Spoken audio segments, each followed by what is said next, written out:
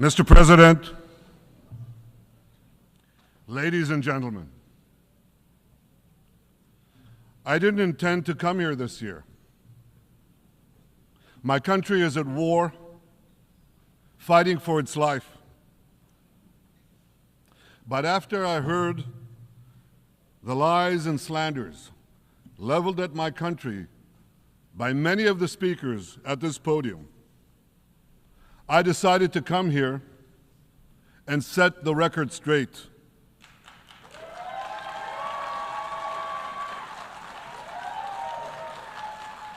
I decided to come here to speak for my people, to speak for my country, to speak for the truth. And here's the truth. Israel seeks peace. Israel yearns for peace. Israel has made peace and will make peace again.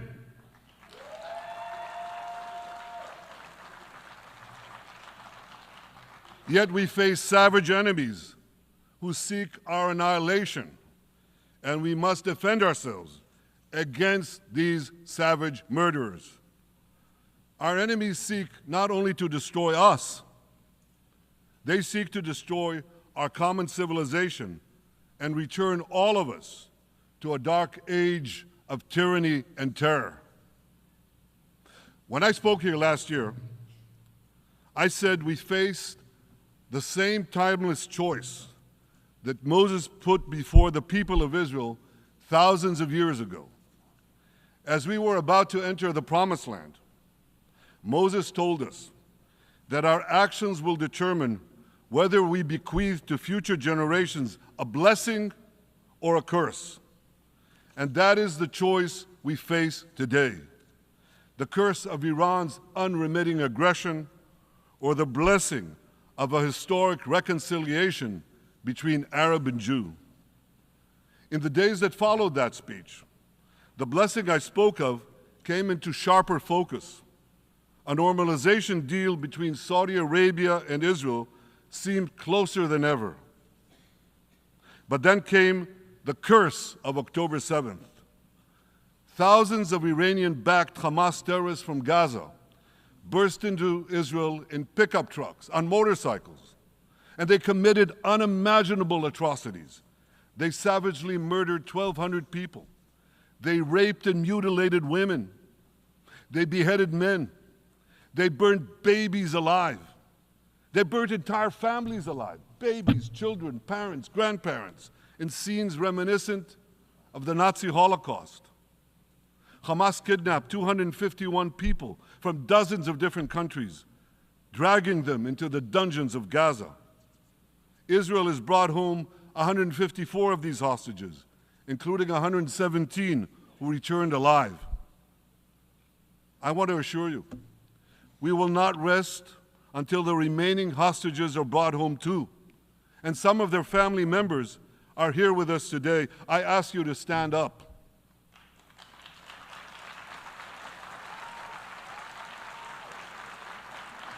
With us is Eli Stevie, whose son Idan was abducted from the Nova Music Festival. That was his crime, a music festival.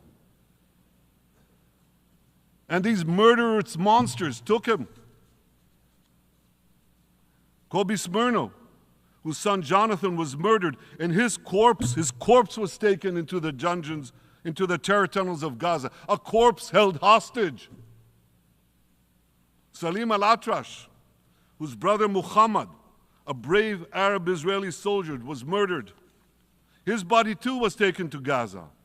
And so was the body of Ifat Hyman's daughter in Bar, who was brutally murdered at that same music festival. With us is Sharon Sharabi, whose brother Yossi was murdered, and who prays for his older brother Eli, who is still held hostage in Gaza.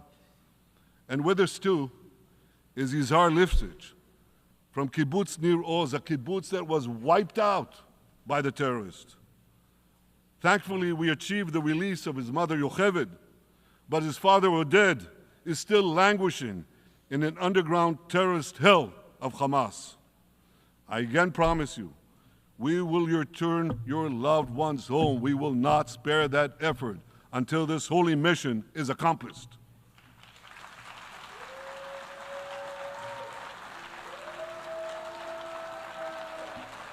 Ladies and gentlemen,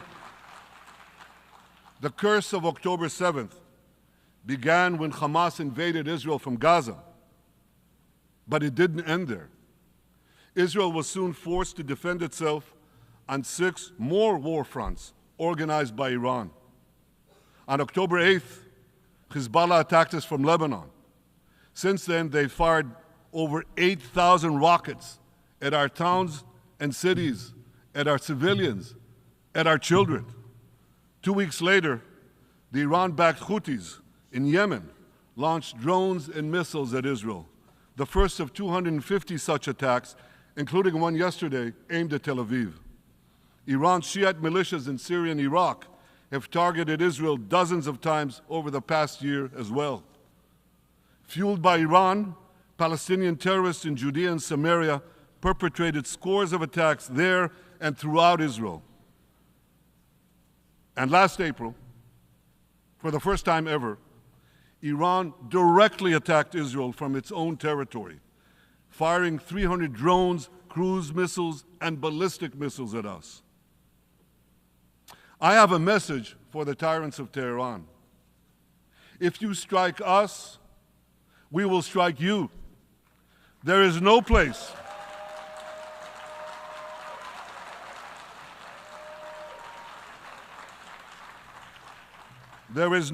in Iran that the long arm of Israel cannot reach. And that's true of the entire Middle East. Far from being lambs led to the slaughter, Israel's soldiers have fought back with incredible courage and with heroic sacrifice. And I have another message for this assembly and for the world outside this hall. We are winning.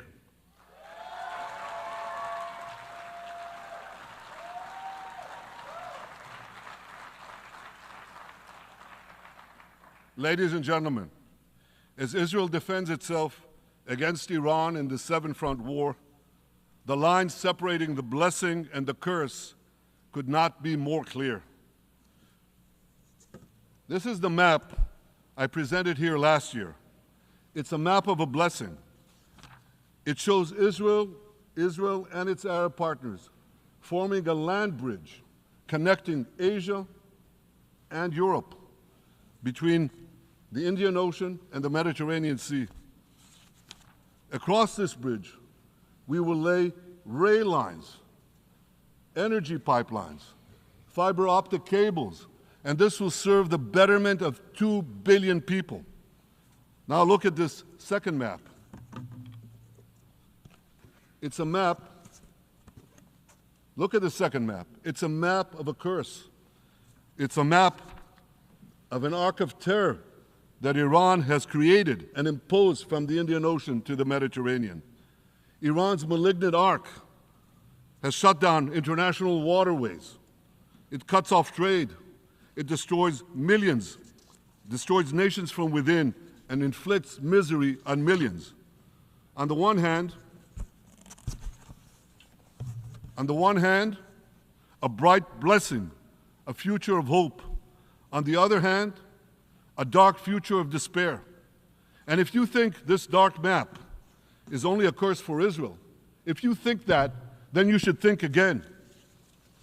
Because Iran's aggression, if it's not checked, will endanger every single country in the Middle East and many, many countries in the rest of the world. Because Iran seeks to impose its radicalism well beyond the Middle East. That's why it funds terror networks on 5 continents. That's why it builds ballistic missiles for nuclear warheads to threaten the entire world. For too long, the world has appeased Iran. It turns a blind eye to its internal repression. It turns a blind eye to its external aggression. Well, that appeasement must end. And that appeasement must end now.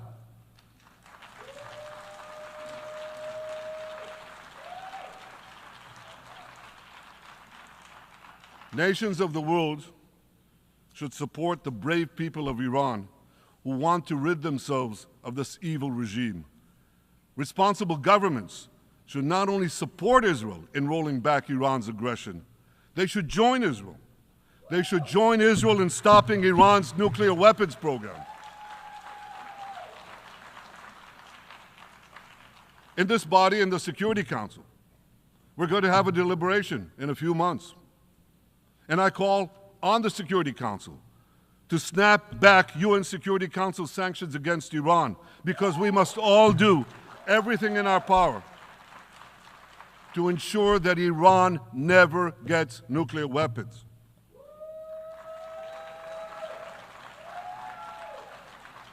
For decades, I've been warning the world against Iran's nuclear program. Our actions delayed this program by perhaps a decade, but we haven't stopped it. We've delayed it, but we haven't stopped it. Iran now seeks to weaponize its nuclear program for the sake of the peace and security of all your countries. For the sake of the peace and security of the entire world, we must not let that happen. And I assure you, Israel will do everything in its power to make sure it doesn't happen.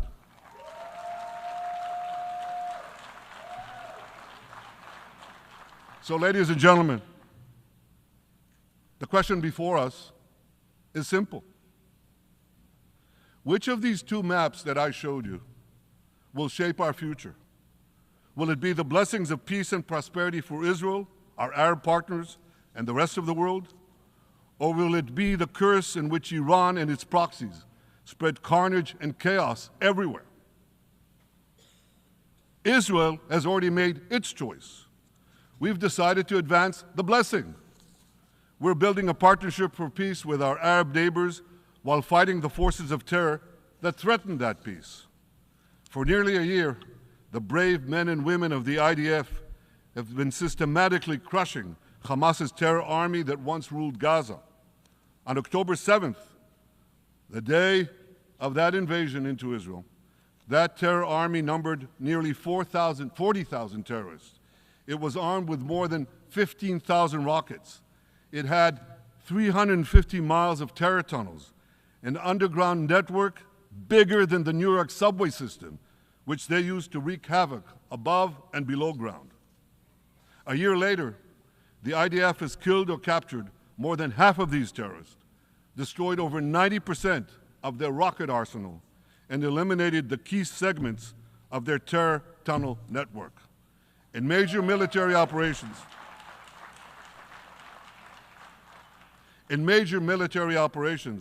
we destroyed nearly all of Hamas's terror battalions, 23 out of 24 battalions. Now, to complete our victory, we are focused on mopping up Hamas's remaining fighting capabilities.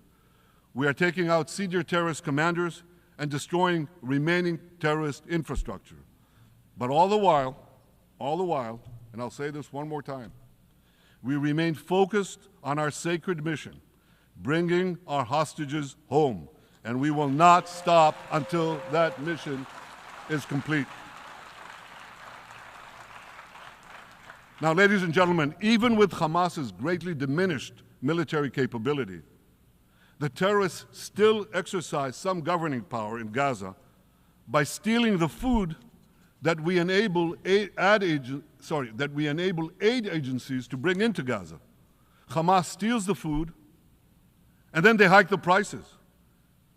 They feed their bellies, and then they fill their coffers with money that they extort from their own people. They sell the stolen food at exorbitant prices, and that's how they stay in power. Well, this too has to end, and we're working to bring it to an end.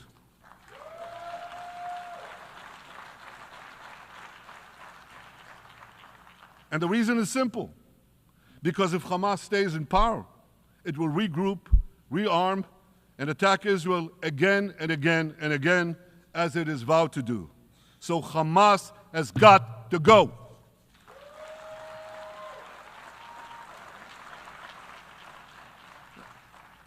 Just imagine For those who say, well, Hamas has to stay, it has to be part of a post-war Gaza, imagine in a post-war situation in World War II, imagine allowing the defeated Nazis in 1945 to rebuild Germany. It's inconceivable. It's ridiculous. It didn't happen then. It's not going to happen now.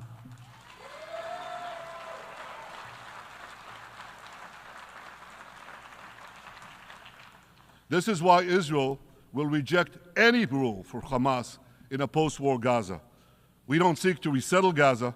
What we seek is a demilitarized and de-radicalized Gaza. Only then can we ensure that this round of fighting will be the last round of fighting. We are ready to work with regional and other partners to support a local civilian administration in Gaza committed to peaceful coexistence.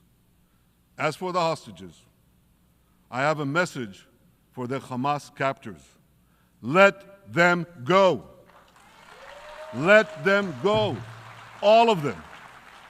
Those alive today must be returned alive, and the remains of those whom you brutally killed must be returned to their families. Those families here with us today, and others in Israel, deserve to have a resting place for their loved ones, a place where they can grieve and remember them. This war, ladies and gentlemen, this war can come to an end now. All that has to happen is for Hamas to surrender, lay down its arms, and release all the hostages. But if they don't, we will fight until we achieve victory, total victory. There is no substitute for it.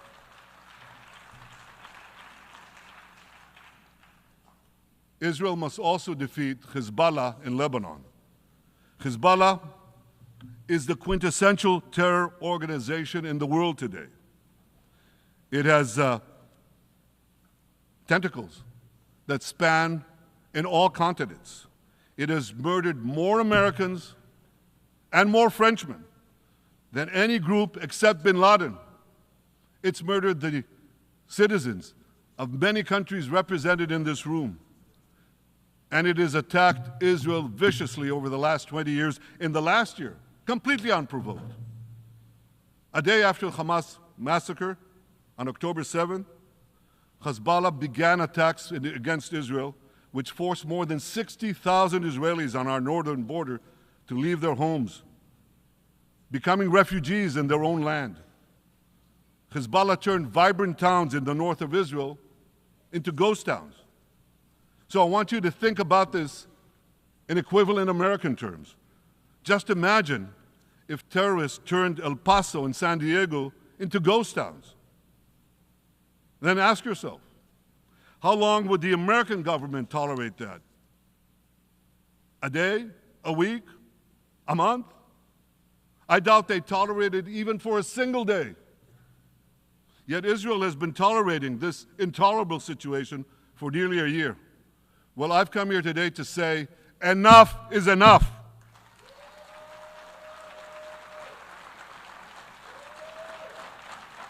We won't rest until our citizens can return safely to their homes. We will not accept a terror army perched on our northern border, able to perpetrate another October 7th style massacre. For 18 years, Hezbollah brazenly refused to implement UN Security Council Resolution 1701, which requires it to move its forces away from our borders. Instead, Hezbollah moved right up to our border. They secretly dug terror tunnels to infiltrate our communities and indiscriminately fired thousands of rockets into our towns and villages. They fire these rockets and missiles not from military sites, not from that. They do that too. But they fire those rockets and missiles after they place them in schools, in hospitals, in apartment buildings, and in the private homes of the citizens of Lebanon. They endanger their own people. They put a missile in every kitchen, a rocket in every garage. I said to the people of Lebanon this week, Get out of the death trap that Hezbollah has put you in. Don't let Nasrallah drag Lebanon into the abyss. We're not at war with you. We're at war with Hezbollah, which has hijacked your country and threatens to destroy ours. As long as Hezbollah chooses the path of war, Israel has no choice, and Israel has every right to remove this threat and return our citizens to their homes safely. And that's exactly what we're doing.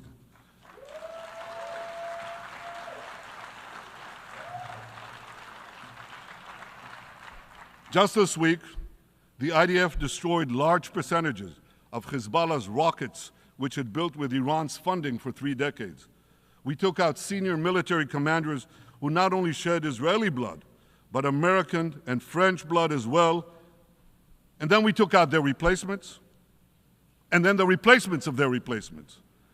And we'll continue degrading Hezbollah until all our objectives are met.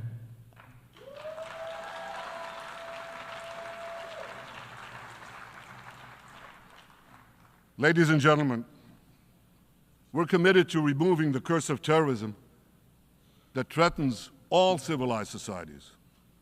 But to truly realize the blessing of a new Middle East, we must continue the path we paved with the Abraham Accords 4 years ago. Above all, this means achieving a historic peace agreement between Israel and Saudi Arabia.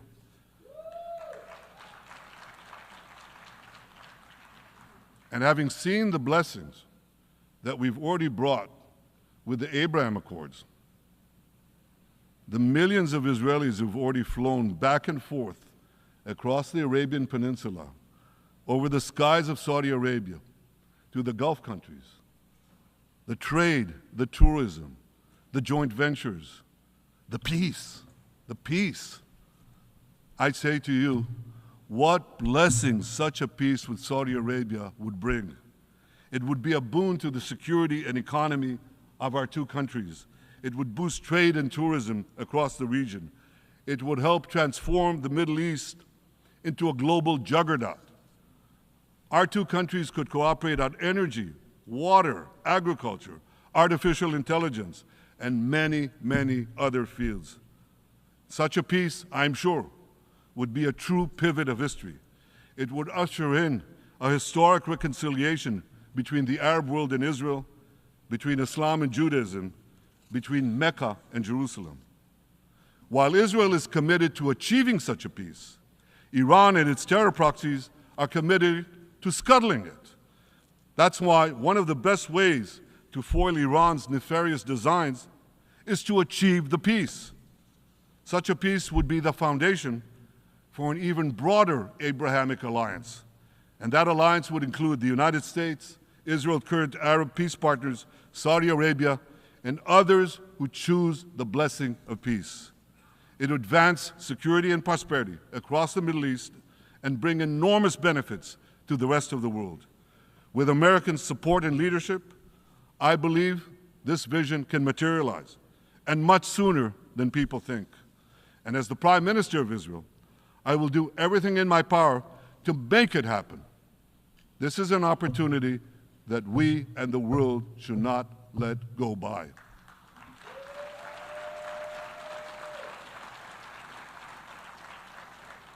Ladies and gentlemen, Israel has made its choice. We seek to move forward to a bright age of prosperity and peace. Iran and its proxies have also made their choice. They want to move back to a dark age of terror and war. And now I have a question. And I pose that question to you. What choice will you make? Will your nation stand with Israel? Will you stand with democracy and peace? Or will you stand with Iran, a brutal dictatorship that subjugates its own people, exports terrorism across the globe? In this battle between good and evil, there must be no equivocation. When you stand with Israel, you stand for your own values and your own interests. Yes, we're defending ourselves, but we're also defending you against a common enemy that through violence and terror seeks to destroy our way of life. So there should be no confusion about this.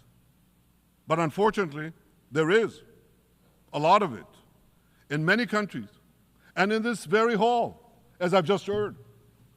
Good is portrayed as evil, and evil is portrayed as good. We see this moral confusion when Israel is falsely accused of genocide, when we defend ourselves against enemies who try to commit genocide against us. We see this too when Israel is absurdly accused by the ICC prosecutor of deliberately starving Palestinians in Gaza. What an absurdity. We helped bring in 700,000 tons of food into Gaza. That's more than 3,000 calories a day for every man, woman, and child in Gaza. We see this moral confusion when Israel is falsely accused of deliberately targeting civilians. We don't want to see a single person, a single innocent person die. That's always a tragedy. And that's why we do so much to minimize civilian casualties, even as our enemies use civilians as human shields. And no army has done what Israel is doing to minimize civilian casualties. We drop flyers, we send text messages, we make phone calls by the millions to ensure that Palestinian civilians get out of harm's way. We spare no effort in this noble pursuit. We see yet another profound moral confusion when self-described progressives march against the democracy of Israel. Don't they realize they support the Iranian-backed goons in Tehran and in Gaza, the goons who gun down protesters, murder women for not covering their hair, and hang gays in public squares, some progressives? According to the U.S. Director of National Intelligence, Iran funds and fuels many of the protesters against Israel. Who knows, maybe some of the protesters, or even many of the protesters outside this building now. Ladies and gentlemen, King Solomon, who reigned in our eternal capital, Jerusalem, 3,000 years ago, proclaimed something that is familiar to all of you. He said, "There is nothing new under the sun." Well, in an age of space travel, quantum physics, and artificial intelligence, some would argue that's a debatable statement. But one thing is undeniable. There is definitely nothing new at the United Nations.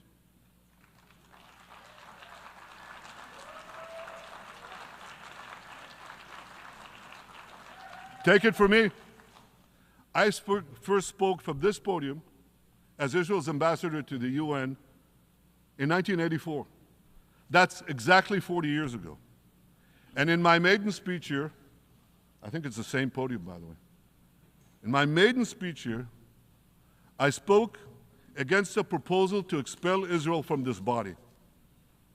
4 decades later, I find myself defending Israel against that same preposterous proposal. And who's leading the charge this time? Not Hamas, but Abbas, Palestinian Authority President Mahmoud Abbas. This is the man who claims he wants peace with Israel. Yet he still refuses to condemn the horrific massacre of October 7th. He's still paying hundreds of millions to terrorists who murder Israelis and Americans. It's called pay for slay. The more you murder, the more you get paid. And he still wages unremitting diplomatic warfare against Israel's right to exist and against Israel's right to defend itself. And by the way, they amount to the same thing. Because if you can't defend yourself, you can't exist. Not in our neighborhood, certainly, and maybe not in yours. Standing in this podium 40 years ago, I told the sponsors of that outrageous resolution to expel Israel, "Gentlemen, check your fanaticism at the door." Today, I tell President Abbas and all of you who would shamefully support that resolution, check your fanaticism at the door. The singling out of the one and only Jewish state continues to be a moral stain on the United Nations. It has made this once respected institution contemptible in the eyes of decent people everywhere. But for the Palestinians, this UN House of Darkness is home court. They know that in this swamp of anti-Semitic bile, there's an automatic majority willing to demonize the Jewish state on anything. In this anti-Israel, flat earth society, any false charge, any outlandish allegation can muster a majority. In the last decade, there have been more resolutions passed against Israel in this hall at the UN General Assembly than against the entire world combined. Actually, more than twice as many. Since 2014, this body condemned Israel 174 times. It condemned all the other countries in the world 73 times. That's more than 100 extra condemnations for the Jewish state. What hypocrisy, what a double standard, what a joke. So the UN's hostility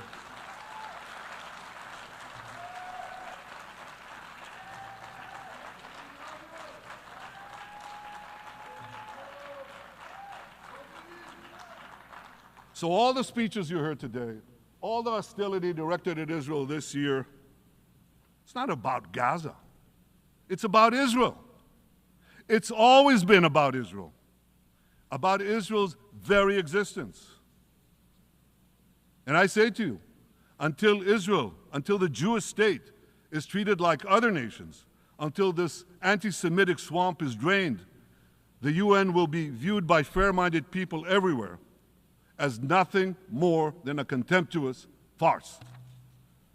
Now, given the anti-Semitism at the UN, it should surprise no one that the prosecutor at the ICC, one of the UN's affiliated organs, is considering issuing arrest warrants against me and Israel's defense minister, the democratically elected leaders of the democratic state of Israel. The ICC prosecutors rushed to judgment. His refusal to treat Israel with its independent courts the way other democracies are treated is hard to explain by anything other than pure anti-Semitism.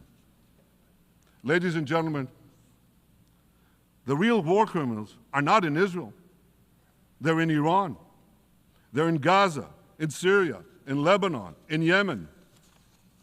Those of you who stand with these war criminals, those of you who stand with evil against good, with a curse against the blessing, those of you who do so should be ashamed of yourselves.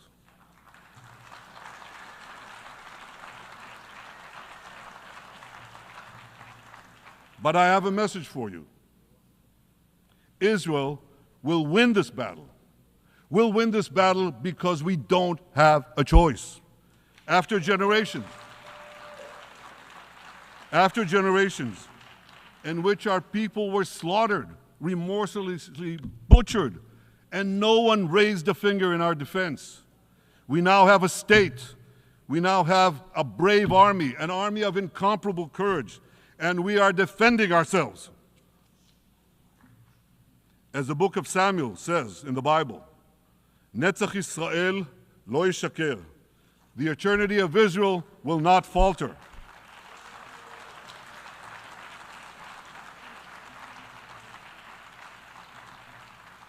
In the Jewish people's epic journey from antiquity, in our odyssey through the tempests and upheavals of modern times, that ancient promise has always been kept, and it will hold true for all time.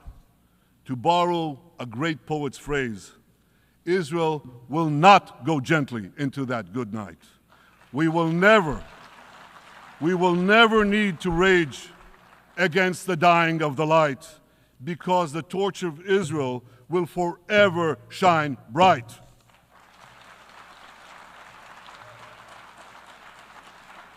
To the people of Israel and to the soldiers of Israel, I say, be strong and of good courage.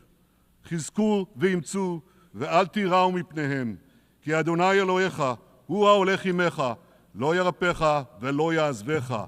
Am Yisrael Chai, the people of Israel live, now, tomorrow, forever. Thank you.